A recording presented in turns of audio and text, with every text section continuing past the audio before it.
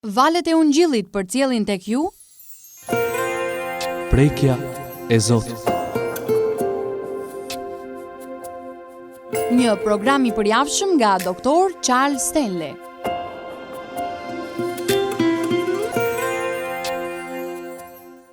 Perëndia na ka krijuar për veten e Tij. Ai është i vetmi që mund ta kënaqë zemrën tonë.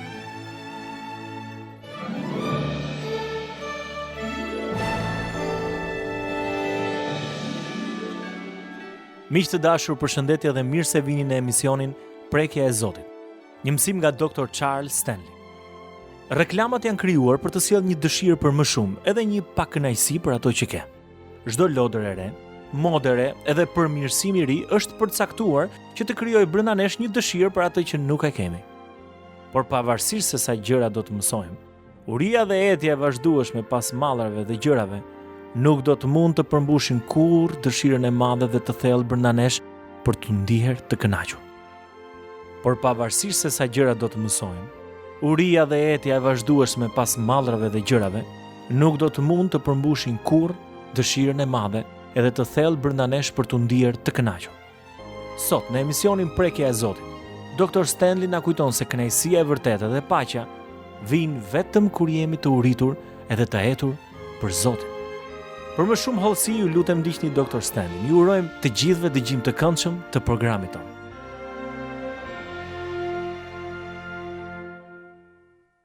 Cili është emocioni më i fortë që ndjeni çdo ditë të jetës suaj? Është inatosje, zemërim, mosbesim, ankth, apo është dashuri, besim, mirënjohje dhe falënderim? Të gjithë shprehim emocione kundrejt njerëzve të tjerë çdo ditë. Kujt ia shprehni gjithë këto ndjenja të forta që keni? Dhe kur ju mendoni për atë person ose persona, si ndjeni? Këto ndjenja ju mërzisin apo ju ngrenë lart humorin? Pra, përse është e gjitha kjo? Sa shpesh gjatë një dite mendoni për Zotin? Cilat janë emocionet tuaja? Çfarë ndjeni? A ndjeni dashuri, miratim? A ndjeni të bekuar? A ndjeni besim? Apo ndjeni turp, siklet, faj dhe pasiguri? Është e qartë që cila do të jetë marrëdhënia jonë me një person dhe sa shumë të dim për të, kjo ndikon atë çfarë ndjejmë kundrejt tij. Kështu që ndjenjat tuaja kundrejt një personi drejtojnë marrëdhënien tuaj me të, gjërat që bëni e kështu me radhë. Njohuria që keni për të drejton ndjenjen dhe mendimin tuaj. Kjo është e vërtetë edhe në marrëdhënien tonë me Perëndin, po aq mirë sa edhe me një person tjetër. Kështu që kur mendoni rreth marrëdhënies tuaj me Zotin, çfarë e udhëheq këtë marrëdhënie? Çfarë dini rreth tij? Çfarë lloj marrëdhënie keni me të? Le të shikojmë Psalmin 63, sepse në këtë psalm Davidi po shpreh ndjenjat e tij kundrejt Atit qiellor, ndjenjat e tij në lidhje me marrëdhënien e tij me të. Në këtë mesazh dua të flas rreth urisë dhe hetjes për Perëndin. Një pjesë e këtij pasazhi na e tregon këtë mjaft mirë. Dëgjoni çfarë thot Davidi në Psalmin 63, vargjet 1 deri në 8. O Perëndi, Ti je Perëndia im. Unë të kërkoj në mëngjes. Shpirti im është i etur për Ty. Ty të dëshiron mishi im në tokë të thatë dhe të djegur pa ujë. Kështu të admirova në shenjtore, duke soditur forcën tënde dhe lavdin tënde. Meqense mirësia jote vlen më tepër se jeta, buzët e mia do të lëvdojnë. Kështu do të bekoj derisa të jetoj dhe në emrin tënd do të ngret duart e mia. Shpirti im do të ngopet si të kishte ngrënë palcët e dhjam, dhe goja ime do të lëvdoj me buzë të gëzuara. Duke qenë se Ti ke qenë ndihma ime, unë këndoj tërgëzim në hijen e krahëve të tua. Shpirti im mbahet ngushtë tek Ti. Dora jote e djathtë më mban. Dëgjoni këtë. Ai thot: Shpirti im kapet pas Teje. Dora jote e djathtë më mban. Në këto dy vargje ai shpreh dëshirën e zjarrt të zemrës së tij, ndërsa thot si një person që është në shkretëtir dhe përvëlohet për diçka të freskët. Ai thot: Unë digjem për Ty, të kërkoj në mëngjes. A keni patur ndonjëherë këtë lloj ndjenje për Perëndin, që shpirti juaj të kapet pas tij? A digjeni nga dashuria për të? A dëshironi të keni një miqësi akoma më të ngushtë me të ose një marrëdhënie më të mirë? A dëshironi të jeni më pranë tij? Kjo është uria dhe etja për perëndim për të cilën po flasim. Është dëshira për të patur një marrëdhënie të ngushtë me të dhe për të mësuar se kush është ai, për ta shijuar në një nivel që nuk e ke shijuar kurrë më parë. Për shumë njerëz Perëndia është si një huaj, madje edhe kur besojnë në të, mendojnë se është diku larg atje më tan. Ai është i huaj për ta. Emocionalisht ndjejnë turp, shpesh herë ndjejnë faj për shkak të mëkateve dhe ju duket sikur nuk e meritojnë këtë marrëdhënie. Në të shumtën e kohës nuk janë të mbushur me mirënjohje, besim, dashuri, mirësi dhe dashamirësi. Problemi qëndron në imazhin e gabuar për të. Çfarë mendoj për të? Si të lidhe me të? A dëshiron ai vërtet të ketë një marrëdhënie të ngushtë me mua, që ai dhe unë të jemi të bekuar? Dhe përgjigja është, po, ai do. Përgjigja juaj ndoshta mund të jetë, por ju nuk e dini se kush jam unë, ku kam qenë dhe çfarë kam bërë. Si mundet Perëndia të dojë një marrëdhënie të ngushtë me mua? Është thjesht sepse ai është Perëndi. Dhe kjo është natyra e tij. Tani çfarë kuptojmë ne me uri, etja dhe një forcim të marrëdhënies me ta? Është një dëshirë e papërmbajtur për Perëndin. Nuk mund ta shpjegoni dot plotësisht, e megjithatë është e fortë brenda jush. Diçka brenda jush dëshiron ta njohë atë. Keni një tërheqje të brendshme ndaj tij, një dëshirë të madhe që rritet brenda zemrës tuaj. Dua thjesht t'ju pyes, a keni përjetuar ndonjëherë një gjë të tillë? A është Zoti për ju një i huaj apo një mik i ngushtë? A keni një marrëdhënie të ngrohtë, të ngushtë, personale me të? A është ai një person që e dëshironi fort apo është dikush atje larg në periferi të jetës suaj? Sido që të jetë, përgjigjja e këtyre pyetjeve do të tregojë se çfarë lloji marrëdhënie keni me Perëndin dhe ku dëshiron ai që të jeni. Kështu që dua që të mendojmë pak për këtë gjë, sepse besoj e kuptoni. E vërteta është që ai e dëshiron atë lloj marrëdhënie me të gjithë ne. Një marrëdhënie me uri, etje, me një pasion të zjarrt për Perëndin. Fryma e Shenjtë ka vendosur brenda zemrës tonë një dëshirë të papërmbajtshme për të. Në fakt, çdo njeri ka lindur me një zbrazësi brenda jetës së tij ose të saj. Zbrazëti që vetëm Perëndia mund ta mbush. Nëse një njeri shpëtohet dhe ajo zbrazëti mbushet me gjërat e Perëndisë, ai jeton një jetë të kënaqshme. Dhe kështu marrëdhënia e tyre me Perëndin zhvillohet. Nëse nuk është ushqyer, edukuar, kujdesur për të, ky njeri natyrisht që mund të udhëhiqet në drejtime të tjera duke menduar pak ose as pak për çfarë do qoftë rreth Perëndisë. Dhe ka shumë mundësi që disa nga ju mund të ndjejnë se jeni pikërisht në këtë pozicion. Pse duhet të kem një marrëdhënie me Perëndin? Askush nuk më ka treguar gjë rreth tij.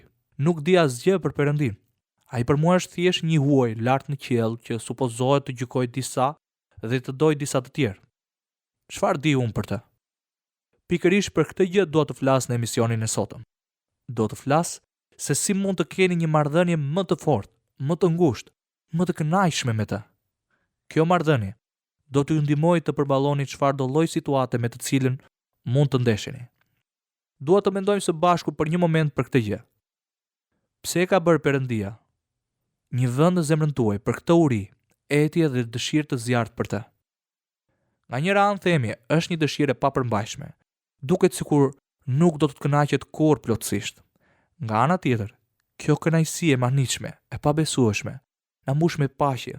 Kënaqësi që vjen kur vendosim ta ndjekim atë dhe ndërtojmë një marrëdhënie. Kështu pra, pse deshi ta krijonte Perëndia këtë lloj marrëdhënie? Pse krijoi atë lloj dëshire në zemrat tona? Para së gjithash, duhet i bëjmë vetes një pyetje. Pse na krijoi Perëndia? Nuk ka ndonjë ndryshim kush jeni, ku keni qenë, ose çfarë keni bërë.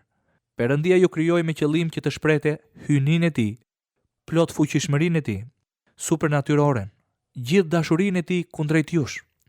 Ai na krijoi që ti dhe unë të bijem në dashuri me të në atë shkallë që ta duam deri në fund. Jo në mënyrë të përkryer siç na do ai, por t'ia kthejmë dashurinë duke ndërtuar këtë marrëdhënie që është absolutisht e papërshkrueshme. Arsyeja e dytë që e vuri atë zbrazëtin në jetën tonë është sepse e di që është në të mirën tonë të ndjekim planin e tij, të marrim më të mirën në jetën tonë, të bëhemi njerëz që përmbushim gjërat që ai dëshiron. Pastaj, ai e di që kjo marrëdhënie me të është më se e nevojshme. Përmes saj ne mund ta dëgjojmë atë, mund të ushqemi prej tij, të flasim dhe të zhvillojmë një marrëdhënie që na përmbush.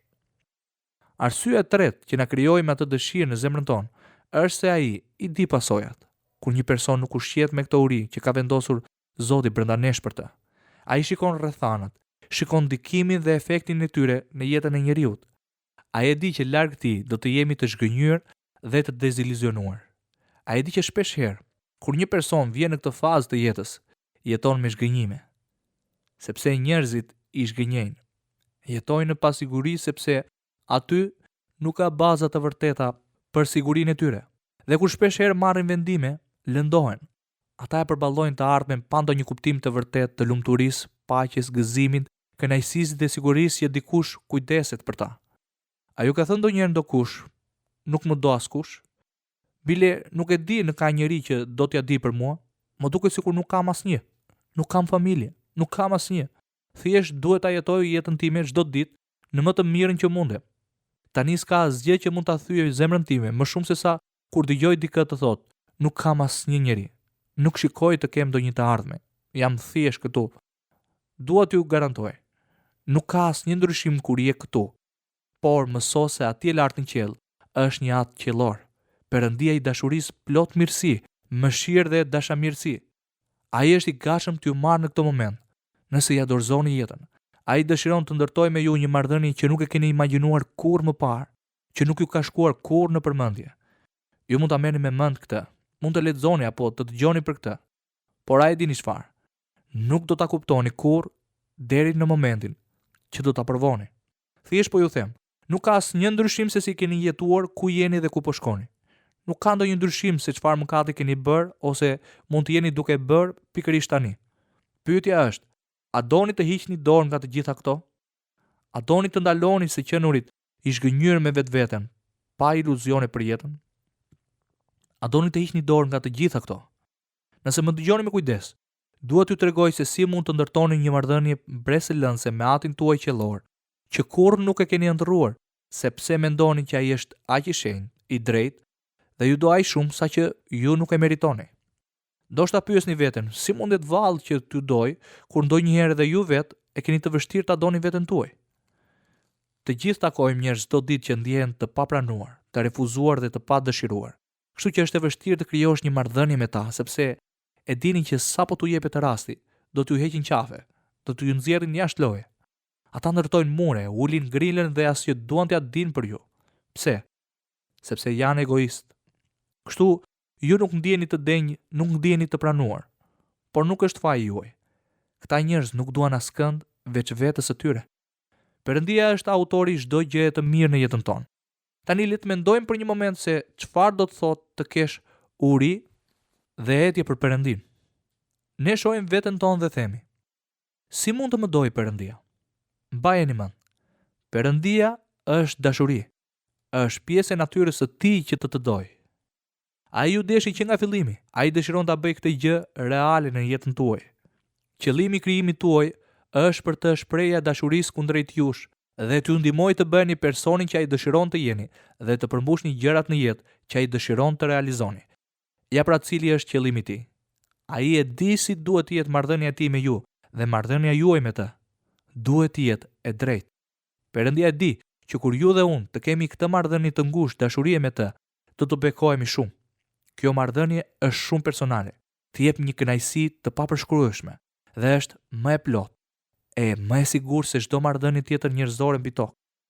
Zoti e di që ajo është marrëdhënia më e mrekullueshme, më e fortë, mburoja e jetës sonë, që na ndihmon në çdo situatë kur jemi të sigurt apo kur jemi gati për të hequr dorë.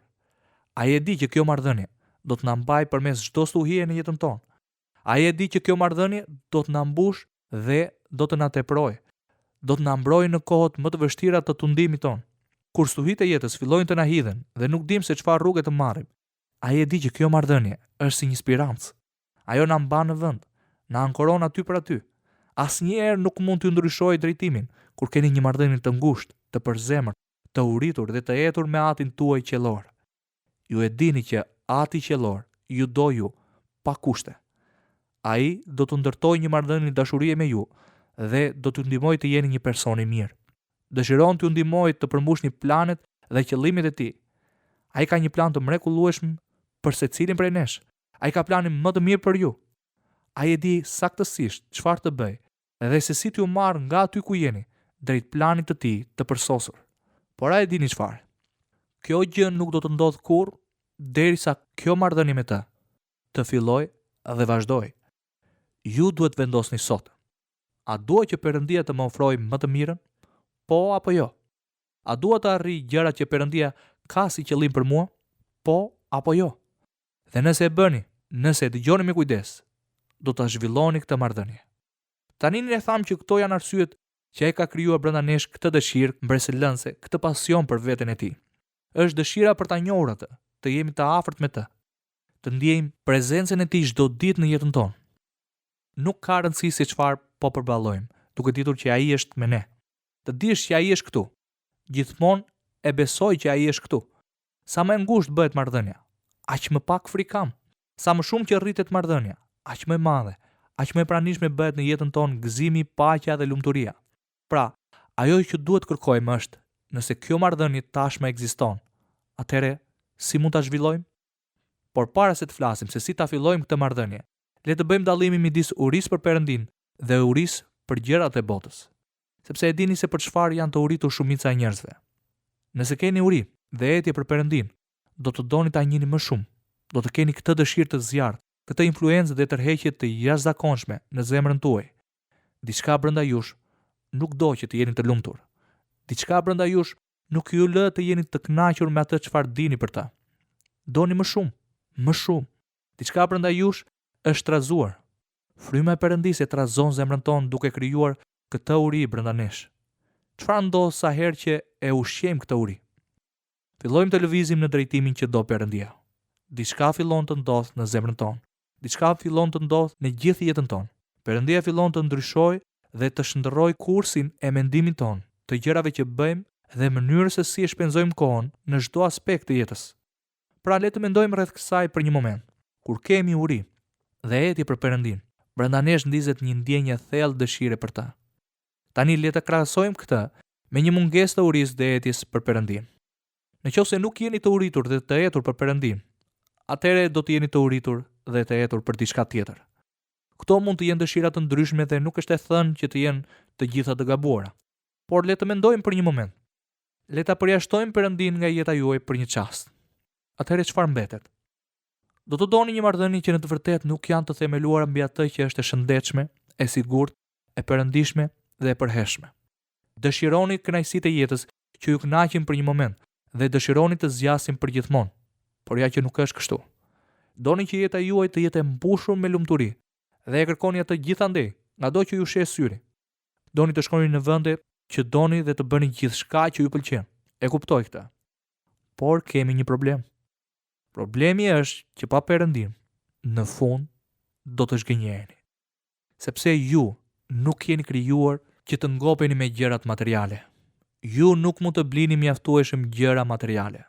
Nuk do të mund të keni kurrë para mjaftueshëm sa të blini gjithçka që ju shes syri.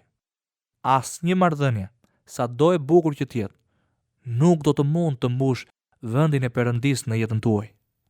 Është e pamundur. Dhe mund t'ju sfidoj në këtë pikë. S'mund të më tregoni që ka paqe, gëzim, lumturi dhe kënaqësi pa Perëndin. Po flas për sigurinë në këtë jetë dhe jetës që vjen. Njerëz që jetojnë jetën e tyre në hare me gjërat materiale që i ka ofruar bota, gjë që nuk mund të kënaqë zemrën njerëzore. Është e pamundur. Perëndia nuk na ka krijuar në këtë mënyrë. Uria për gjërat e botës në fund do të na zhgënjejë. Kjo është ajo që ndodh. Donjëherë mendojmë se një person i caktuar do të na kënaqte me të vërtetë shumë. E çfarë ndodh? Martoheni me dikë dhe keni gjithë ato shpresa që do të plotësojnë të gjitha nevojat tuaja. E pamundur. Asnjë gjë, sepse nuk ekziston asnjë burr ose grua në të gjithë botën që të mund të plotësojë të gjitha nevojat tuaja. E gjitha kjo sepse po përsëris diçka që thash edhe pak më parë. Perëndia na krijoi në një mënyrë të tillë që vetëm ai mund ta kënaqë zemrën njerëzore. Ktu gjendet edhe misteri i gjithçkaje. Si mund të jem i uritur dhe i etur për të? Si mund të kem një dëshirë të zjarrt për të dhe të kapem tek ai? Si mund ta dëshiroj atë në jetën time dhe në të njëjtën kohë të kem kënaqësi, paqe, gëzim dhe lumturi. Sepse ai është kënaqësi, paqe, gëzim, lumturi. Kjo është natyra e tij. Prandaj deret brenda nesh të gjitha këto gjëra që ne dëshirojmë dhe për të cilat kemi nevojë. Këto gjëra na japin siguri, konfidencë dhe shpresë. Dhe çfarë bëjnë ato? Thjesht krijojnë më shumë uri. Dhe kjo është gjëja më e mrekullueshme për sa i përket marrëdhënies tonë me Perëndin. A keni takuar më parë njerëz në jetën tuaj që menduat se donit me të vërtetë i njëjtit dhe pasi keni njohur çfarë bët? Filluat t'u shmangeshit.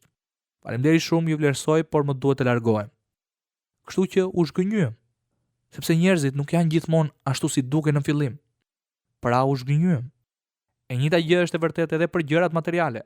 Ato nuk do të mund të na kënaqin kurrë. Urim për Perëndin. Shpeshherë mendoj për njerëzit që fitojnë çmime të mëdha për shkak të punës që kanë bërë ose talentit që kanë.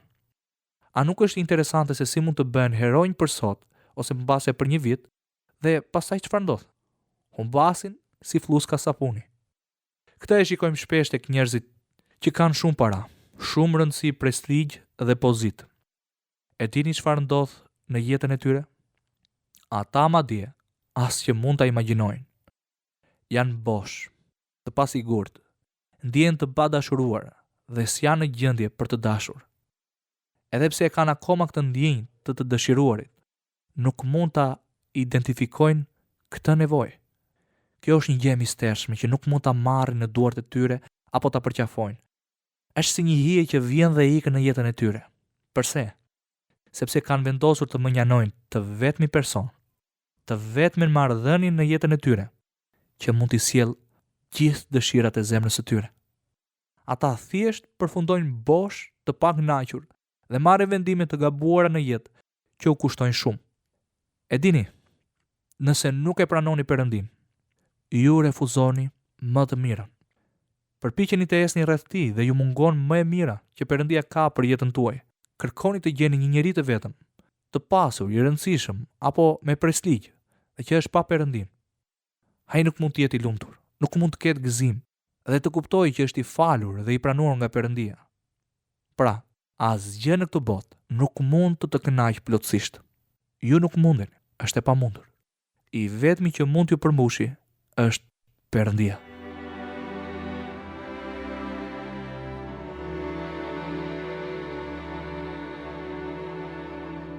A jeni i uritur për diçka apo për dikë?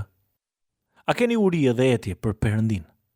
Për aq kohë sa gjërat janë dëshira juaj kryesore, nuk do të mund të shijoni dot kurrë kënaqësinë e vërtetë. Zbatojeni këshillat e Dr. Charles Stanley dhe filloni ta doni Zotin me gjithë zemër. Kini uri edhe etje për të në mënyrë që shpirti juaj të kënaqet.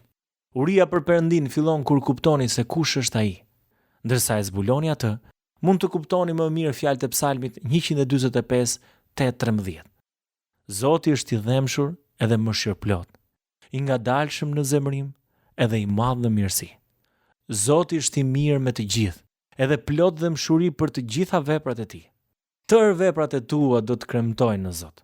Edhe shenjtorët e tu do të bekojnë. Ata do të flasin për lavdinë e mbretërisë sate dhe do të tregojnë për fuqinë tënde, për t'u bërë të njohura bijve të njerëzve mrekullitë e tua edhe shkëlqimin e madhërishëm të mbretërisë sate. Mbretëria jote është një mbretëri për jetë edhe sundimi yt vazhdon brez pas brezi. Këtu të dashur miq kanë përfunduar dhe për ditën e sotme minutat e programit tonë. Ne ju kujtojmë që ju mund të na shkruani në adresën Valët e Ungjillit, kutia postare 130 Tiranë, ose me email në adresën valetëungjillit@yahoo.com. Deri herën e ardhshme, miru dëgjofshim.